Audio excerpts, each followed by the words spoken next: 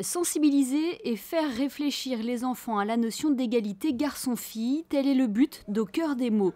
Ce concours d'écriture parrainé par Abdou Diouf, ancien secrétaire général de la francophonie, a invité une vingtaine de pays à s'exprimer sur ce thème.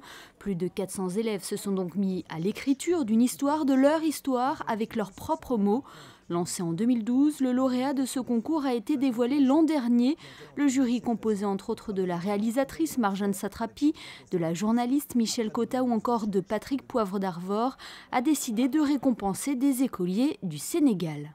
C'est une petite école à Yoff, donc dans la poussière vraiment, c'est la banlieue de Dakar. Et là donc les enfants ont travaillé pendant 1 an avec leur professeur de français. Sur cette notion d'égalité, les droits de l'enfant aussi.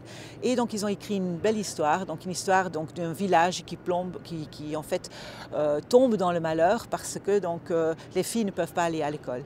Et donc ces enfants vont aller à la recherche de la feuille d'or qui va leur permettre d'accéder à l'enseignement pour les filles.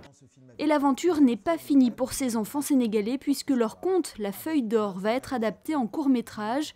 Ce projet a été dévoilé il y a quelques semaines à Paris lors du festival Le Temps Presse.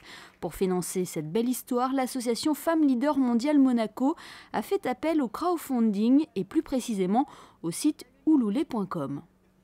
Les gens partout peuvent aider à financer ce film et à faire de sorte que le rêve se réalise de ces enfants.